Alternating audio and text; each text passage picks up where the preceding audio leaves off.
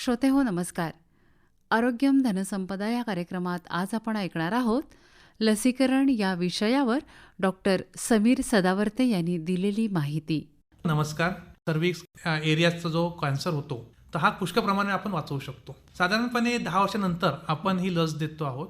या लसीकरणाचा 2 ते 3 डोसेस घ्यावे लागतात. 10 ते 14 वर्षाच्या मुलींचे असणार तर त्यांना आपण 2 डोस सुद्धा देऊ शकतो. लग्ना अगोदर ही लस घ्यायला पाहिजे आणि याच्यामुळे तुम्हाला पुढे होणारे आजार जे आहेत ते आपण काही प्रमाणे वाचवू शकतो. आणि या लसीचा फायदा माणसांना सुद्धा होण्याची शक्यता आहे, तर त्या लोकांनी सुद्धा घेतला पाहिजे. पण हा ऑप्शनल आहे, हा ऐच्छिक लसीकरण आहे.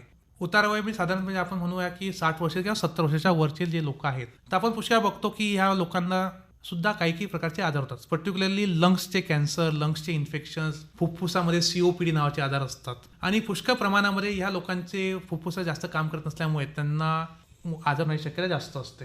तर या लोकांना आपण काही लसीकरण करून, जसं की निमोकॉकस नावाचा एक आजार आहे जो पर्टिक्युलरली तुम्हाला न्यूमोनियापासून वाचवतो. तर 70 वर्षापेक्षा वय ज्यांचं जास्त आहे त्या लोकांना जर लसीकरण केलं नसेल अगोदर त्या लसांना आपण देऊ शकतो. तर काही लसी ज्या आहेत किंवा इव्हन टायफॉइड वगैरे आजार जे आहेत जर तुम्हाला अगोदर झाले नसतील तर तुम्ही ते लसीकरण त्याचं घेऊ शकता.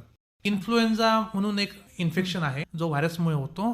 तर याच्यावर सुद्धा मोठ्या माणसांना पर्टिक्युलरली आजार खूप त्रास होऊ शकतो आणि त्याच्यामुळे त्यांना ॲडमिट करावं लागतं. तर त्याच्या पण लसीकरण अवेलेबल आहेत, तर ते आपण त्यांना लोकांना देऊ शकतो.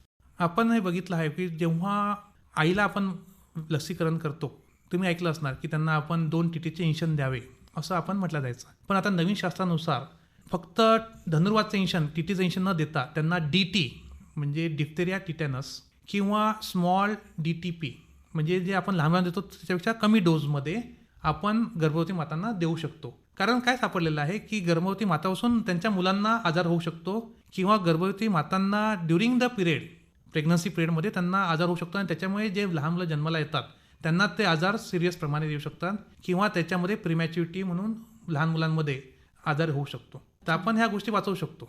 गरोदर मातांना DPT स्मॉल डोजमध्ये देऊ शकतो. आणि भारत सरकारने सुद्धा याच्यामध्ये त्यांच्या पायलट प्रोजेक्ट्समध्ये काही राज्यांमध्ये टिटॅनसच्या ऐवजी DT हा लसीकरण कंपल्सरी केलेला आहे आणि हा सर्व हॉस्पिटल्समध्ये फ्रीमध्ये भेटतो आहे. तर इथे मी असं म्हणेल की बाकी लसीकरण खरोखर घ्यायला पाहिजेत का? त्याचं उत्तर आहे घ्यायला पाहिजेत.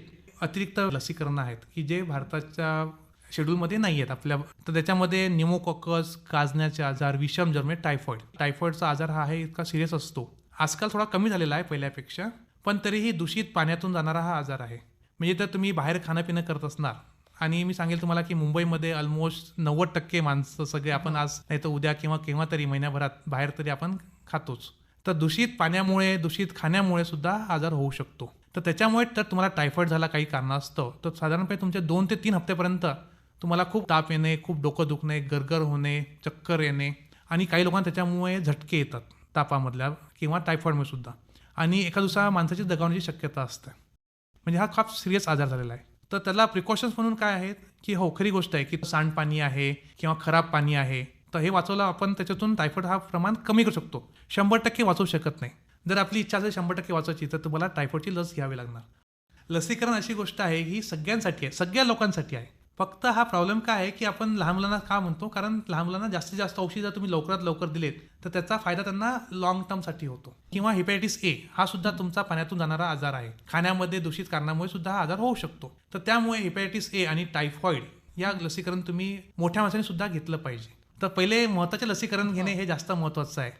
श्रोते हो, आत्ताच आपण लसीकरण या विषयावर डॉक्टर समीर सदावर्ते यांनी दिलेली माहिती ऐकलीत. या कार्यक्रमाचे सादरकर्ते डॉक्टर प्रफुल्ल तांबे.